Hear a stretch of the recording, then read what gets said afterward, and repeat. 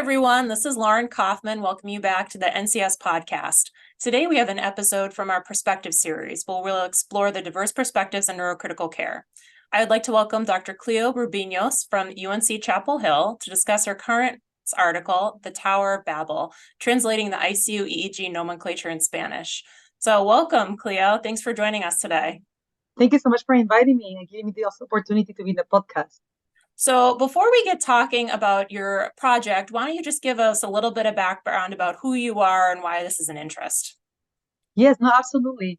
So I was born and raised in Peru, where I completed my medical education. And later on, I came to the United States to undertake my residency. And during residency is when I realized that I fell in love with critical care and neurophysiology. Reason why I did, both fellowships. I did fellowship in both the fields.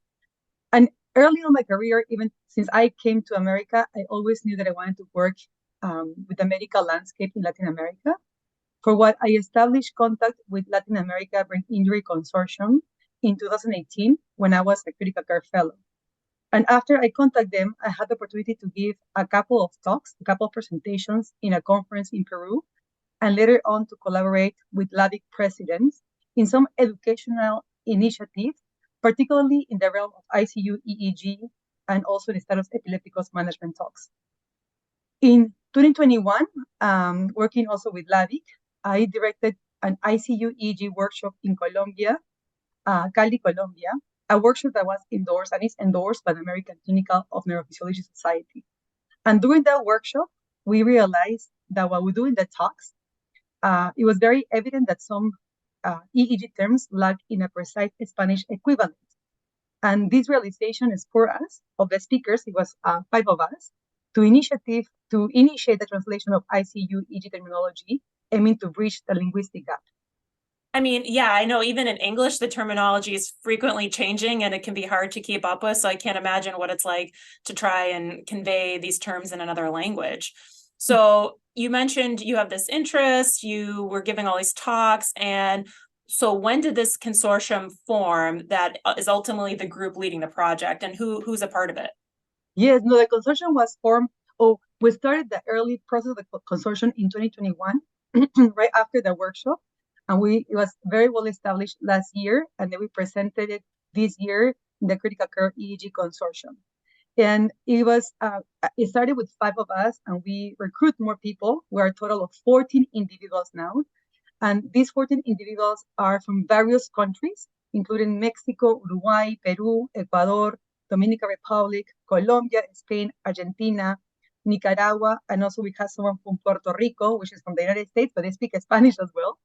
And there are practitioners that are both. We have pediatricians, neuropediatricians, and we also have adults, epileptologists and neurophysiologists, and 2 of us are also neurointensivists.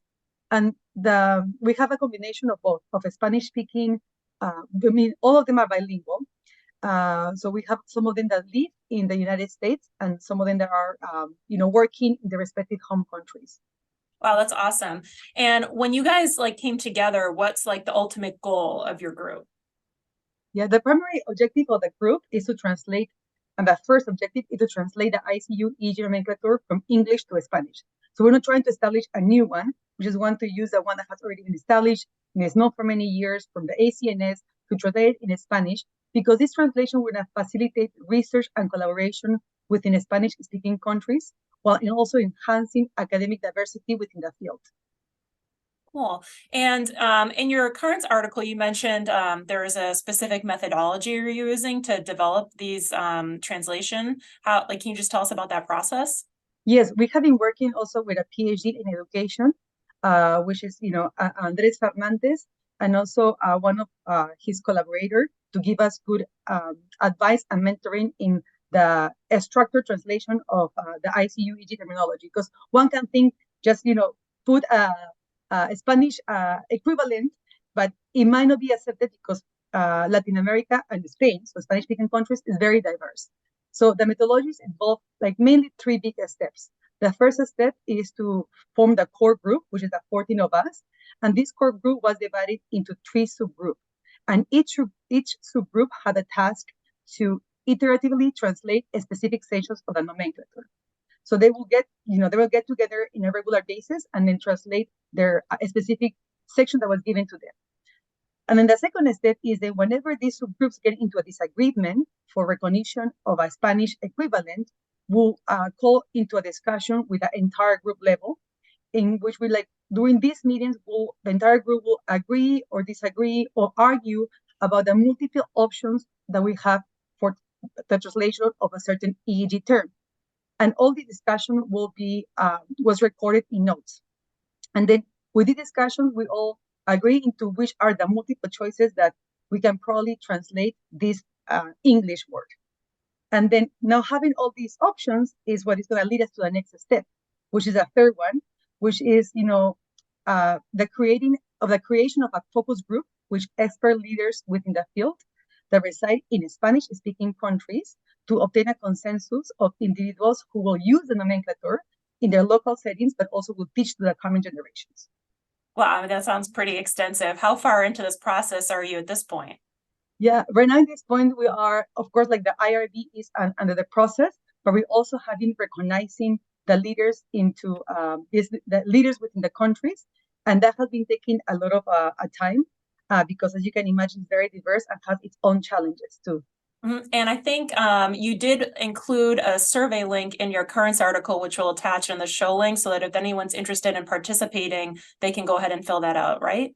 Yes, that would be fantastic. We're we would like everybody that is interested to just come and reach out to us. And the current article actually help us recognizing some people from certain countries that we have not had recognized yet someone.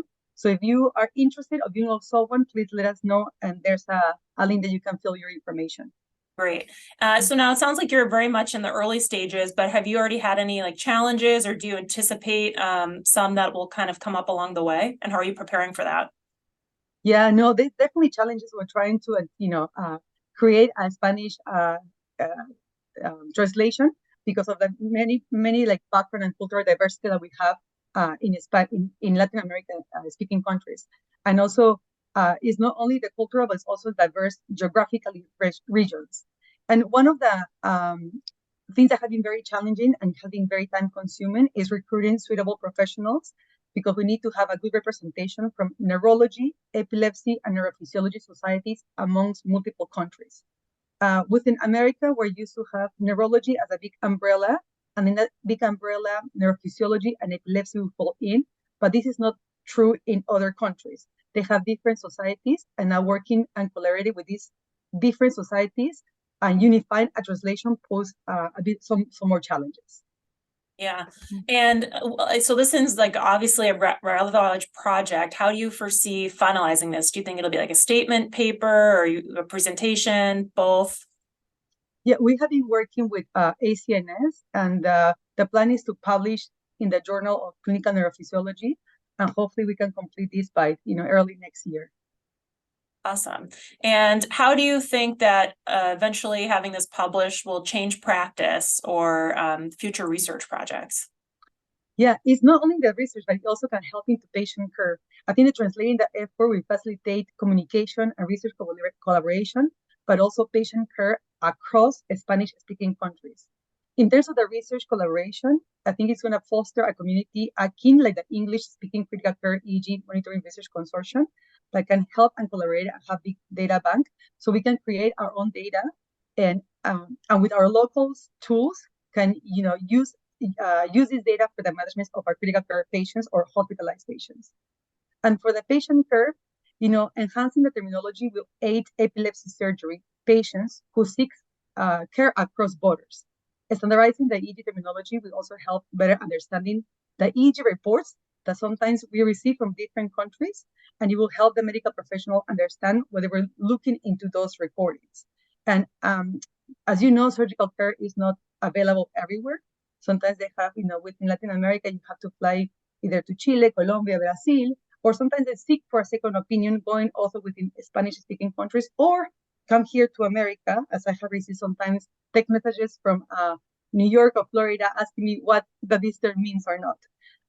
But it's not only for epilepsy care, but also it's going to be beneficial for any other patient that requires any EEG care, whether it's ICU related or not, while they're traveling to Spanish-speaking countries. So whenever they want to go back to the countries and establish, care, of continuity of care by bringing the medical records. Standardizing this EEG report, we understand the home country physicians know what has happened to these patients where they were traveling abroad. Wow, I hadn't even really thought of all those implications and applications for developing such a statement. So that's great. With your interesting and unique background, I'm just curious to know if there's any other areas or projects you're envisioning working on the future that can help bridge these gaps that do exist between English and non-English speaking practices and countries.